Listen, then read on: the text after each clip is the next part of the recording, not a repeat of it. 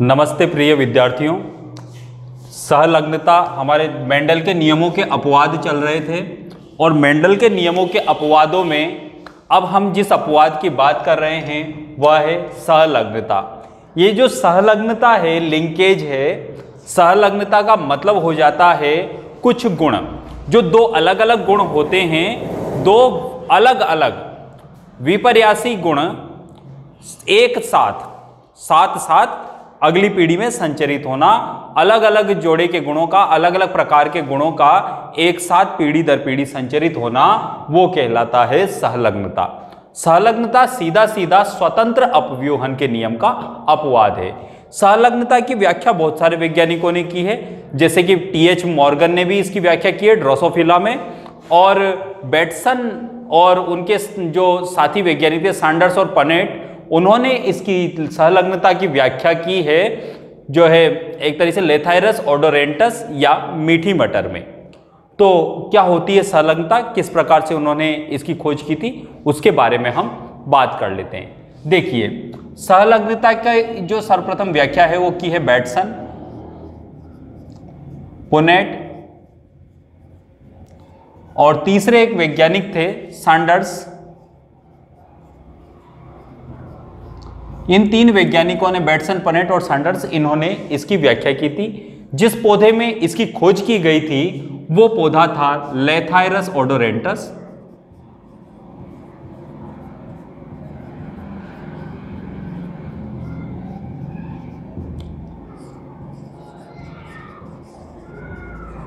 Lathyrus ओडोरेंटस।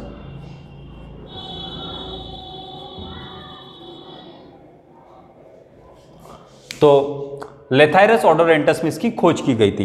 कैसे हुई थी इसकी खोज और क्या क्या लक्षण थे उसकी हम बात कर लेते हैं। देखिए, सहलग्नता जिस नियम का अपवाद है, यह अपवाद है स्वतंत्र अपव्यूहन नियम का,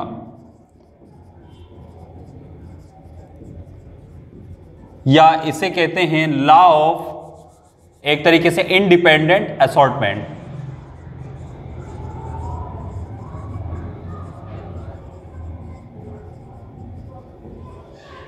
तो ये लॉ ऑफ इंडिपेंडेंट असॉर्टमेंट का एक तरीके से अपवाद होती है। क्या होता है इसमें? देखिए, सबसे पहले आपको इंडिपेंडेंट असॉर्टमेंट या स्वतंत्र अपव्यूहन का नियम समझना बहुत जरूरी है। स्वतंत्र अपव्यूहन का नियम जो था वो दिया गया था द्विसंकर संकरण प्रयोग के आधार पर, डायहाइब्रिड क्रॉस, ठीक है, डायहाइब्रिड क्रॉस। तो ये डायहाइब्रिड क्रॉस के हिसाब से दिया गया नियम था। अब द्विसंकर संकरण प्रयोग में क्या होता है? डायहाइब्रिड क्रॉस में कितने गुणों की वंशागति का अध्ययन किया जाता है? 2 गुणों की वंशागति का। तो द्विसंकर संकरण प्रयोग में क्या था कि 2 गुणों की वंशागति का अध्ययन किया गया था, 2 गुणों की वंशागति। तो इसमें क्या हुआ कि 2 गुणों की तो वंशागति का अध्ययन किया गया, और 2 गुणों की वंशागति के अध्ययन के साथ ही इसमें यह बताया गया कि जब आप 2 भिन्न गुणों का चयन करके उनके विपर्यासी लक्षणों वाले पौधों के मध्य क्रॉस करवाते हो, जैसे एक तरीके से मतलब पीले गोल और हरे झुर्रीदार पौधों के मध्य क्रॉस कराते हो, तो F2 पीढ़ी में आपको 4 प्रकार के पौधे प्राप्त होते हैं, पीले व गोल बीज वाले, हरे व झुर्रीदार बीज वाले, पीले व झुर्रीदार बीज वाले और हरे जो है एक तरीके से गोल बीज वाले। तो इस प्रकार से आपको 4 प्रकार के पौधे प्राप्त हो जाते हैं। और जो अनुपात होता है, लक्षण प्रारूप, जो पीले झुर्रीदार, हरे गोल और हरे झुर्रीदार पौधों का जो अनुपात होता है 9:3:3:1 प्राप्त होता है।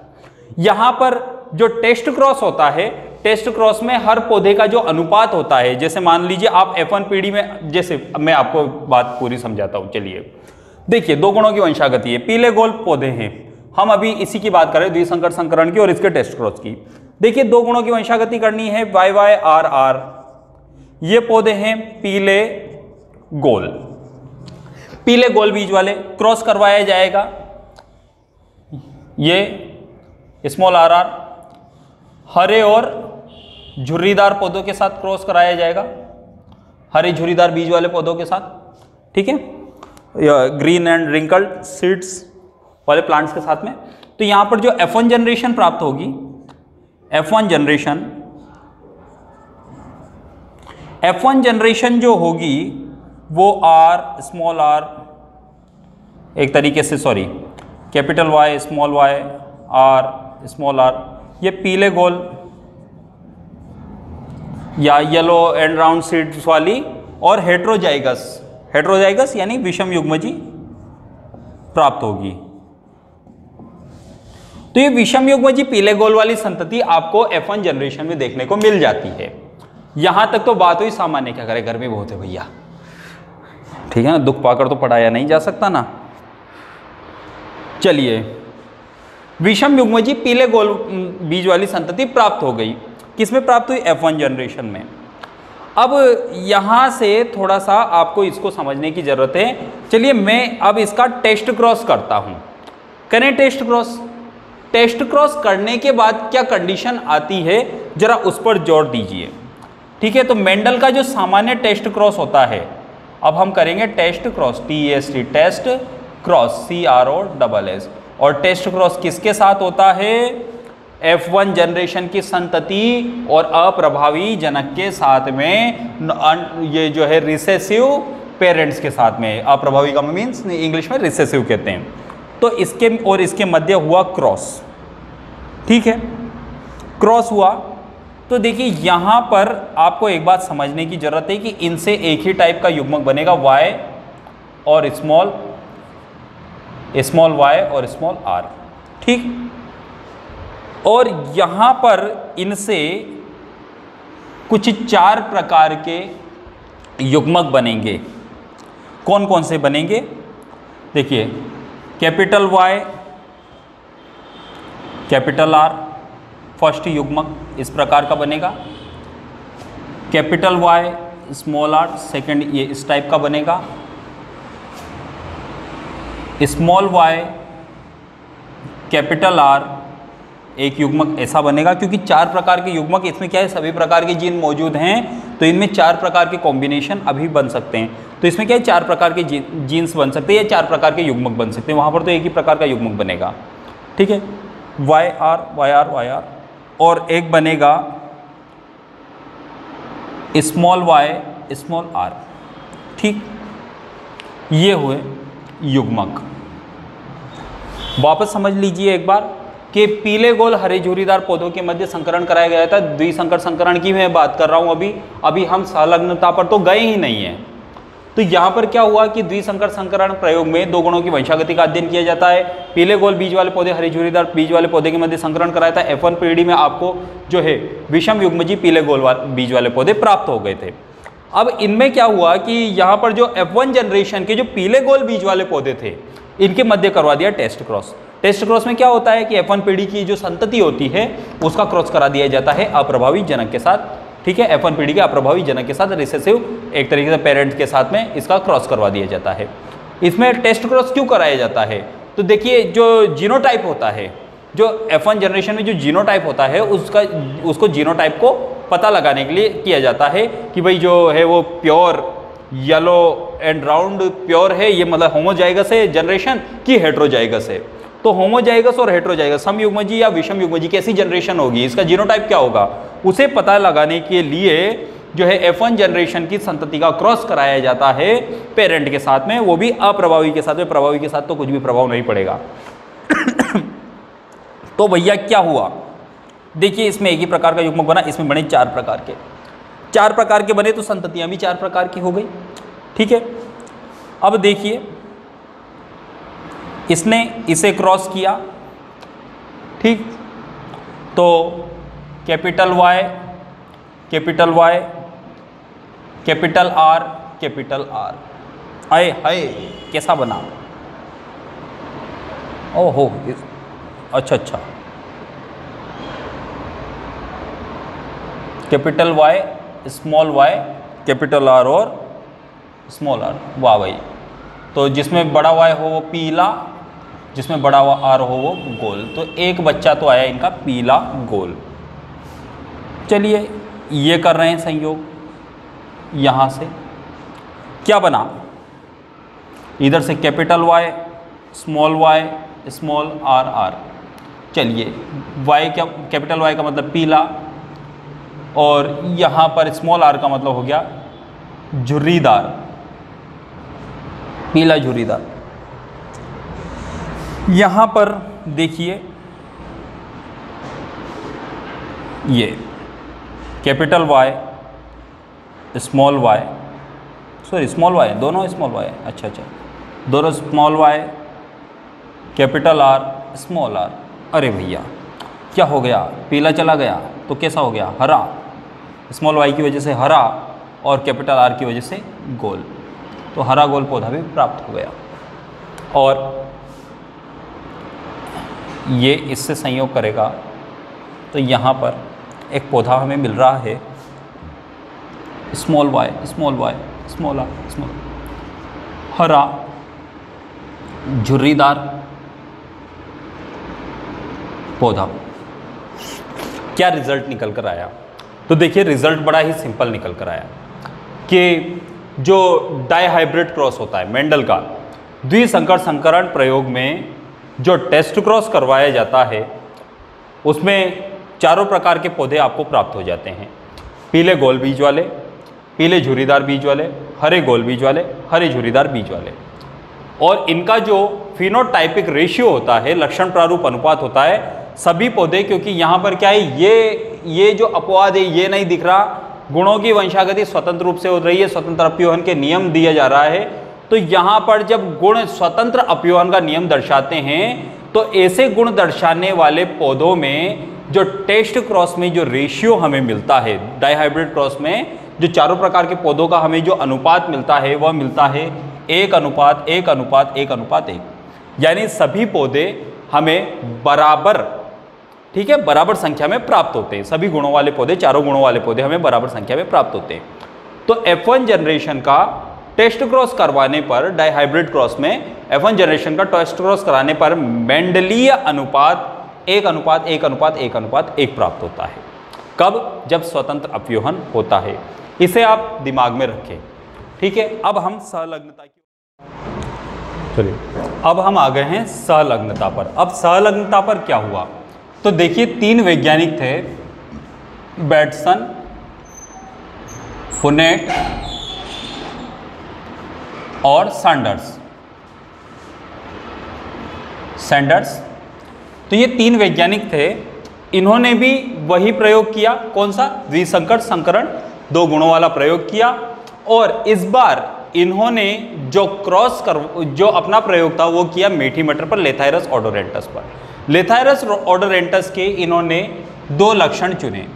तो इनका प्रयोग था लेथाइरस ओडोरेंटस पे, LATHYRUS, लेथाइरस ओडोरेंटस, ODO, लेथाइरस ओडोरेंटस, जंगली मटर, मीठी मटर, स्वीट पी, उस पर ये जो है प्रयोग था, स्वीट SWEET P। तो मीठी मटर पर ये प्रयोग था। क्या प्रयोग था कि भाई लेथाइरस ओडोरेंटस के 2 लक्षणों की वंशागति का अध्ययन किया गया। 2 लक्षण कौन कौन से थे, तो देखिए यहाँ पर जिन लक्षणों की वंशागति का अध्ययन किया गया था, लेथाइरस ओडोरेंटस की जिन लक्षणों की वंशागति का अध्ययन किया गया था, वहाँ पर सबसे पहला लक्षण था पुष्प का रंग, पुष्प का रंग। और दूसरा था, बहुत से स्टूडेंट्स को पहले से पता होगा, दूसरा लक्षण था ये एक तरीके से हाइट ऑफ पॉलन्स, या एक तरीके से ये पराग कणों की आकृति, ठीक है, पराग कणों की आकृति। ये 2 लक्षण थे, पुष्प का रंग और पराग कणों की आकृति। तो देखिए पुष्प का रंग जो था उसमें 2 वेराइटीज थी, एक तो ब्लू और एक थी रेड, स्मॉल BB से रिप्रेजेंट करते हैं। ब्लू जो था डोमिनेंट कैरेक्टर था, प्रभावी कारक था। रेड जो था रिसेसिव कैरेक्टर था, अप्रभावी कारक था। उसी प्रकार से परागकणों की जो आकृति थी, जो लंबे परागकण होते हैं, ये डोमिनेंट कैरेक्टरिस्टिक था, और जो गोल परागकण होते हैं राउंड, वो जो था एक रिसेसिव कैरेक्टरिस्टिक था। तो इन्होंने क्या किया, नीले और गोल परागकण वाले पौधे यानी BBLL, इनका क्रॉस करवाया एक तरीके से लाल और कैसे, अच्छा गोल, लाल पुष्प और गोल परागकण वाले पौधे से। चलिए पूरा लिख देते हैं, लाल पुष्प और गोल परागकण। चलिए, लाल पुष्प गोल परागकण, red flower and round pollens, इनसे स्मॉल BB स्मॉल LL करवा दिया, क्रॉस करवा दिया। क्रॉस करवाते प्रथम पीढ़ी में वही प्रभावी लक्षण अपने आप को प्रकट कर देगा। हम प्रभावी हैं भैया, हम ही प्रकट करेंगे। तो पुष्प का जो B कैरेक्टरिस्टिक है वो स्मॉल b को दबा दिया कि हट हट मैं अपना लक्षण प्रकट करूंगा। इसी प्रकार से गोल भी कहाँ चुप बैठने वाला था, उसने भी, अच्छा नीले लंबे, सही है, नीले लंबे, तो लंबेपन वाला जो लक्षण था वो भी गोल के ऊपर कूद पड़ा और कहा हट जा, मैं अपना लक्षण प्रकट करूंगा। तो यहाँ पर हो गए सभी लक्षण नीले और लंबे, नीले पुष्प और लंबे परागकण वाले पौधे प्राप्त हो गए। परागकण कैसे हुए? हेट्रोजाइगस।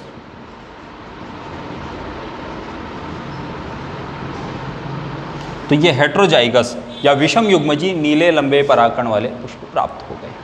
चलिए, प्राप्त हो गए तो प्राप्त हो गए, क्या कर सकते हैं, संतानें तो किसी भी प्राप्त हो जाती है भाई, किसी भी प्रकार की, नियंत्रण तो होता नहीं है। अब क्या हुआ कि ये जो F1 जनरेशन का जो पौधा था इसका क्रॉस करवाया गया किससे? लाल पुष्प और गोल परागकण वाले पौधे से। ठीक है, चलिए यहाँ पर हो गया BBLL। तो यहाँ पर अप्रभावी जनक जो था रिसेसिव पेरेंट,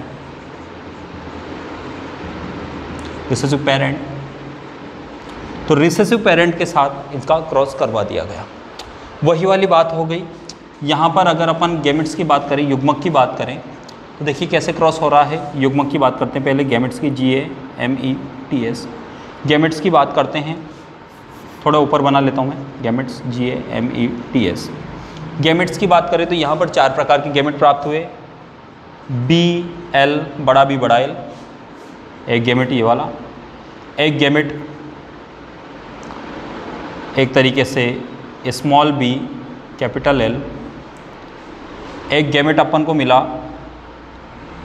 एक तरीके से कैपिटल B स्मॉल l, और एक गैमेट अपन को मिला,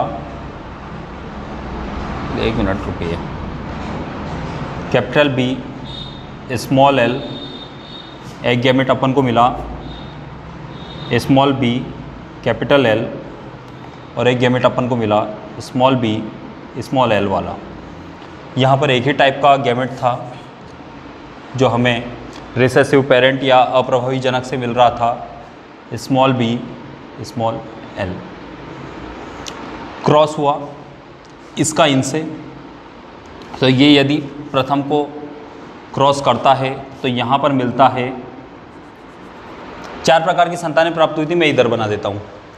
चलिए, ये अगर इसे क्रॉस करता है तो यहाँ पर मिलता है, प्रथम संतान मिलती है एक तरीके से टेस्ट क्रॉस में, टेस्ट क्रॉस में यहाँ पर 4 प्रकार की संतानें मिलती है। सबसे पहली है capital B small b capital L और स्मॉल l, प्रथम संतान। कैसी? तो नीले पुष्प, लंबे परागकण, नीले पुष्प लंबे परागकण, कोई आश्चर्य की बात नहीं, कैपिटल B है, पुष्प नीले ही होंगे और L बड़ा है यानी लंबा ही होगा, क्या, परागकण। चलिए दूसरा देखते हैं, कैपिटल B स्मॉल b और small ll, B small ll, ये जो थे ये थे नीले पुष्प और गोल परागकण, नीले पुष्प गोल परागकण। इसके बाद तीसरा था स्मॉल b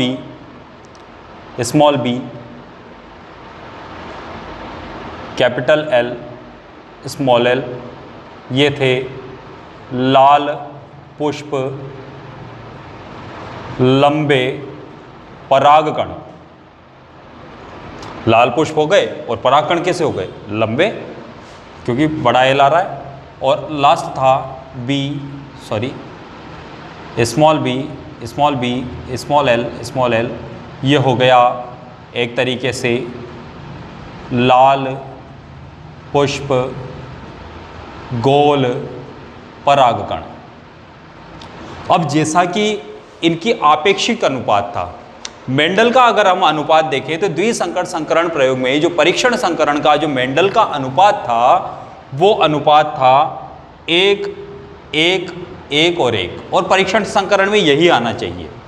परीक्षण संकरण में यही अनुपात आना चाहिए 1 1 1 1। लेकिन यहाँ इस प्रयोग में गड़बड़ हो गई।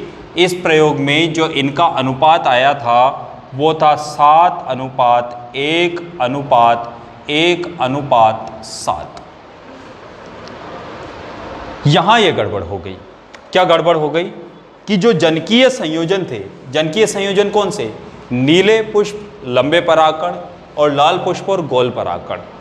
ये जो जनकीय संयोजन थे ये इस प्रयोग में ज़्यादा संख्या में प्राप्त हो गए। देखिए नीले पुष्प लंबे परागकण भी साथ हैं और लाल पुष्प गोल परागकण भी साथ हैं। तो इनका अधिक संख्या में प्राप्त होना ये बात स्पष्ट करता है कि पुष्पों का जो नीला रंग होता है वो लंबे परागकण वाले गुण से पूरी तरह से अलग नहीं होता, स्वतंत्र अप्योहन नहीं करता। और लाल पुष्प और गोल परागकण वाला जो एक तरीके से गुण होता है ना, ये भी क्या है, इन दोनों को मतलब ये दोनों एक दूसरे को छोड़ना नहीं चाहते। ये लक्षण क्या है, प्रगाढ़ रूप से बंधे हुए हैं। तो ये भी क्या है, इसे छोड़ना नहीं चाहते। ये भी अगली पीढ़ी में जाना चाहते हैं, लेकिन साथ साथ जाना चाहते हैं। तो यहाँ पर यही चीज़ हुई कि ये लक्षण जो है ये अलग अलग नहीं हुए, मतलब स्वतंत्र अप्योहन नहीं हुआ, बराबर तरीके से लक्षण संतानों में नहीं गए, बल्कि जनकीय संयोजन जो थे ज़्यादा मात्रा में प्राप्त हुए। जब ऐसी कोई घटना होती है, जब वंशागति के समय दो अलग अलग लक्षणों के जो कारक होते हैं वे साथ साथ ही पीढ़ी दर पीढ़ी संचरण करते हैं, अलग अलग लक्षणों के कारक। ठीक है, अलग अलग लक्षण का मतलब है, देखिए पुष्प का रंग है और परागकण की आकृति, दो अलग अलग लक्षण हैं। दो अलग अलग लक्षणों के कारक जब गुणसूत्रों में एक तरीके से इनके मध्य कम दूरी होने के कारण जब साथ साथ पीढ़ी दर पीढ़ी संचरण करते हैं तो इस घटना को कहा जाता है सहलग्नता। सहलग्नता जो है और भी काफ़ी वो मतलब एक तरीके से दो प्रकार की होती है। एक तो है पूर्ण सहलग्नता कंप्लीट लिंकेज, और एक होती है अपूर्ण सहलग्नता इनकम्प्लीट लिंकेज। यहाँ पर जो हमें एक एग्जाम्पल नज़र आ रहा है ये क्या है, इनकम्प्लीट लिंकेज का एग्जाम्पल है। यहाँ पर जनकीय संयोजन ज़्यादा संख्या में बन रहे हैं, परंतु अजनकीय संयोजन भी बन रहे हैं, कम संख्या में बन रहे पर बन रहे हैं। देखिए नए जो कॉम्बिनेशन है, न्यू कॉम्बिनेशन, नीले पुष्प का गोल परागकण का, लाल पुष्प और लंबे परागकण वाला, तो ये भी अपन को अगली पीढ़ी में प्राप्त हो रहे हैं, लेकिन कम संख्या में प्राप्त हो रहे हैं। तो इसे कहा जाता है अपूर्ण सहलग्नता। ठीक है, थोड़े बहुत नए कॉम्बिनेशन बन रहे हैं बट कम संख्या में बन रहे हैं। एक होता है पूर्ण सहलग्नता। पूर्ण सहलग्नता में क्या होता, मान लीजिए ये बनते ही नहीं, ये लक्षण एक दूसरे का साथ छोड़ते ही नहीं। कोई लक्षण होता है, मनुष्य में हीमोफीलिया रोग है, पूर्ण लिंग सहलग्न रोग है, एक्स क्रोमोसोम का स्थान नहीं छोड़ेगा, एक्स क्रोमोसोम को छोड़ेगा ही नहीं वो, तो एक्स क्रोमोसोम को नहीं छोड़ेगा तो इसे कहते हैं पूर्ण सहलग्नता। क्रोमोसोम मतलब ट्रांसफर भी नहीं होगा, एक्स से दूसरे एक्स में भी नहीं जाएगा, तो ये जो होता है इसे कहते हैं पूर्ण सहलग्नता। किसी भी कारण से जब लक्षण, दो विपरीत लक्षणों के जो जीन्स होते हैं वो जब एक साथ ही पीढ़ी दर पीढ़ी संचरण करें, बिल्कुल भी अलग ना हो, तो उसे कहते हैं पूर्ण सहलग्नता। ड्रोसोफिला में काफ़ी सारे लक्षणों में हमें पूर्ण सहलग्नता देखने को मिलती है। यहाँ पर वो चीज़ नहीं है, ये अपूर्ण सहलग्नता है। बट सबसे पहले लेथायरस ओडोरेंटस में ये हमें देखने को मिली थी, और इसकी खोज आपको पहले से पता चल गया, बैटसन, पनेट और सैंडर्स नामक वैज्ञानिकों ने की थी। तो इसके बाद ड्रोसोफिला में भी ये एक तरीके से सहलग्नता पाई जाती है, मक्का में भी सहलग्नता पाई जाती है। तो सहलग्नता भी एक तरीके से मतलब एक सामान्य लक्षण है जो पाया जाता है, और मेंडल के स्वतंत्र अपव्यूहन के नियम का ये अपवाद होता है। अब ये जो सहलग्नता होती है इसे समझाने के लिए एक थ्योरी दी गई थी जो मॉर्गन ने दी थी, वो थी कॉपुलेशन एंड रिपल्शन थ्योरी।